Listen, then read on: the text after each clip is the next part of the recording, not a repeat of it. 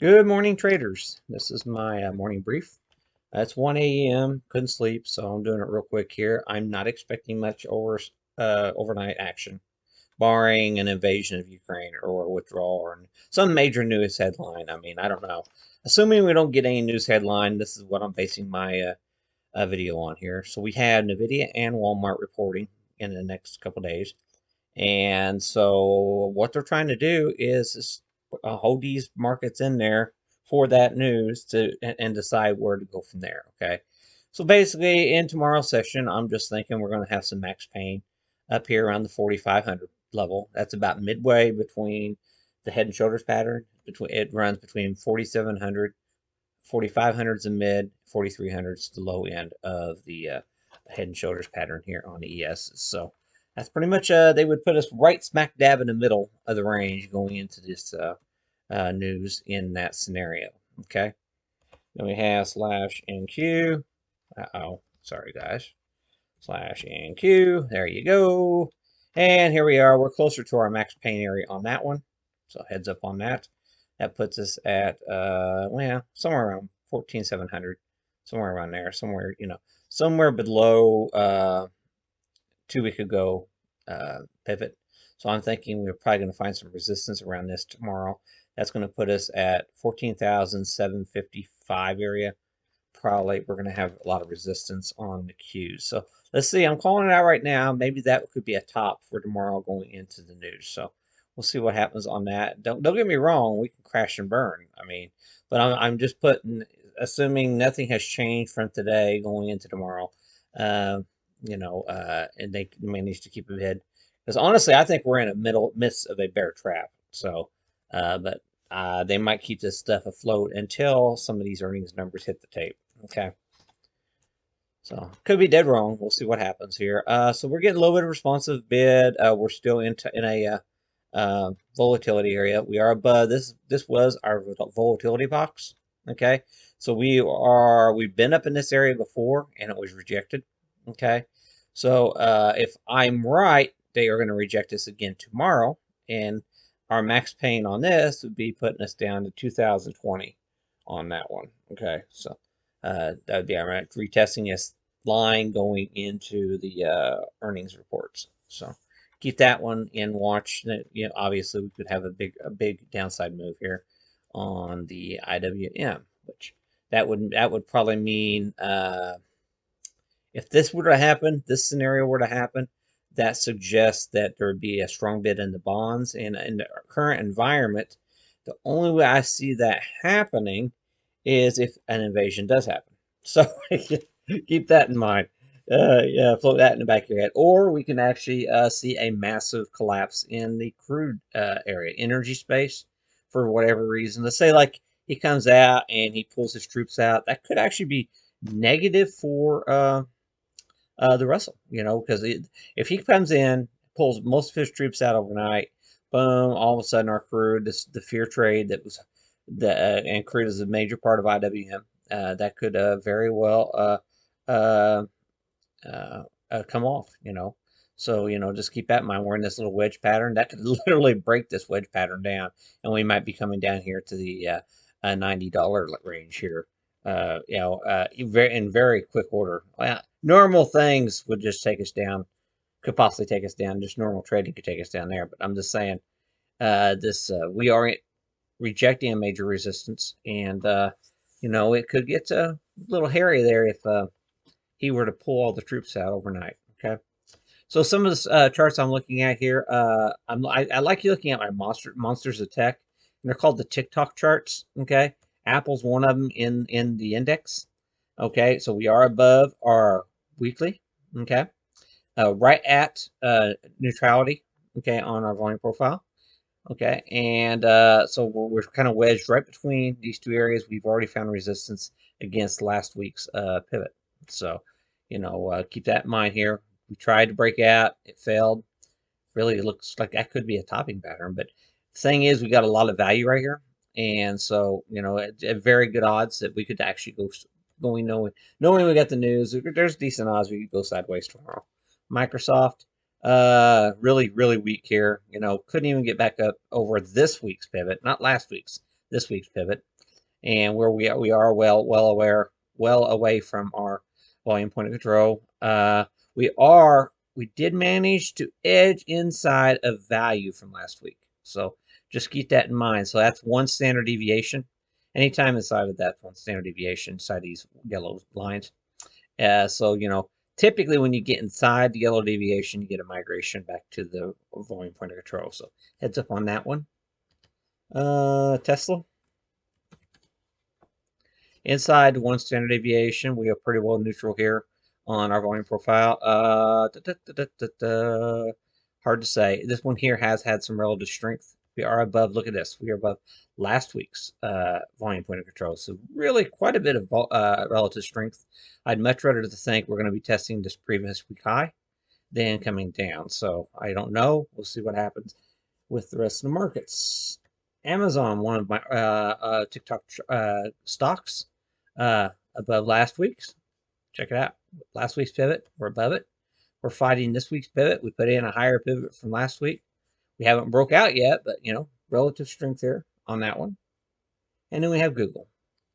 And Google, we're stair-stepping down. Boom, boom. But we are inside the volume profile, suggesting we're going to probably see a little bit higher prices tomorrow above our pivot. So that's a little bit more bullish. So, out of our 5 stocks there, Microsoft's inside of there too. What was Apple again? Let me double check here. Was it inside? Yeah. Apple's so every one of these are inside of our volume profile, one standard deviation. So, that's a good sign. It was a good sign for a possible move higher in the tech for the overnight. Okay. So that was our monsters of tech. Let me get you in the next scans here. Okay, I got some bullish crossover signals here. U.S. Steel might be setting up for a move higher. We are outside of the, so this is in price discovery for a breakout. So I do want to point that one out here. Here we are on the other end. This thing here looks like we might be taking off, running for a back test of that. Okay. Then we have FCX. This is giving us a bullish possible breakout, probably going to the top of the value this week. So heads up in this. SCX looks like really, really constructive here. Okay, and Kraft Heinz, that one, I don't know.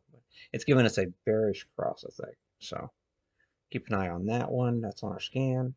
So real quick, on our bearish cross signals, Twitter, CSX,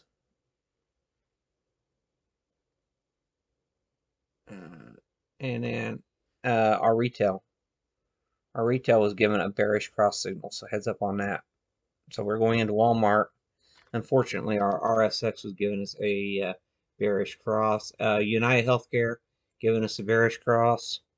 Keep an eye on that. We might be coming down inside the channel here in the next couple weeks. This is a major Dow component, so just keep that one on watch. Okay, as we resume here, Facebook giving us a bottoming hand or hammer right off the one standard deviation of this. So this is a quite constructive bullish signal here for Facebook. Heads up on that one today. And then we have Adobe also. Adobe getting a little bit of a hammer here. That's kind of neutral on the volume profile though. So I'm getting a momentum cross signal. Our momentum's fading a little bit here on our XLP. Got a momentum cross signal on Visa, losing some momentum on Visa. XLV, our healthcare, money's coming out of that. IYR, real estate, money's coming out of that. So heads up some of that stuff. MasterCard. So we got our credit card companies all showing low momentum here, okay, guys? I would not be pushing those. Abbott Labs, one of your healthcare or your pharmas. Like I said, I think pharmas could be entering a bear market here real soon here. So heads up on that. Amgen's on the list. Corning showing some lost momentum here. So that's one of your industrials, okay? And we got McDonald's on there, losing momentum on McDonald's, Lowe's, housing industries. That could very well be setting up for a short, okay? Some of our lost momentums. Some of the ones that have some improved on volume here, momentum here, setting up here. Intel possibly here is on our list. Lucid, Lucid Technologies, that's one of our car companies, has a little bit of renewed interest today. I don't know what this one here is. Skulls, never heard of it. I'm going to skip through that one. XLI, our industrial, showing a little bit of improved momentum. We haven't seen that for a while here, so keep an eye on our industrials going forward here, okay? AutoZone, Model Mask, there you go. Nordstrom, showing a little bit renewed momentum here going into the Walmart numbers. Nothing here. Caterpillar, part of the industrials. A little bit of momentum. Not really seeing a whole lot here. Okay, outside of the upper Bollinger Band, with that just 2 standard deviation, you're beyond that. You got Airbnb today, Philip Morris, Expedia, Marriott, Discover Financial. And then on the downside, outside of your Bollinger Band to the downside here, so basically you got TLT, OQD. That's not good. OQD, that's your corporate bonds. You don't ever want to see that on the downside. So Pepsi, FedEx. So some of these, and then Constellation Brands. Okay. So my one last thing I'm going to talk about here, the huge IV increases today. Space. They are coming in there in stride here on space. I don't know if the earnings are out or not. I'm just telling you guys, floating the idea here on space. So we did cross above our monthly pivot here on SpaceX, so or Virgin Galactic, and really strong IV impulse IV increase today. So do you want to point that out? Sundial, that's one of your marijuana stocks. We have a continued increase in the implied volatilities on that one. We had then you had your Qs on volume. And these are the volume leaders for IV increases, implied volatility increases. IWM, they had quite a bit of implied volatility increases. Let me go down here. XLI, okay, there you go. That's all of them. Okay. Real quick, these are some thrusting candles. Rig, one of your, have a thrusting candle today. Keep an eye on that one.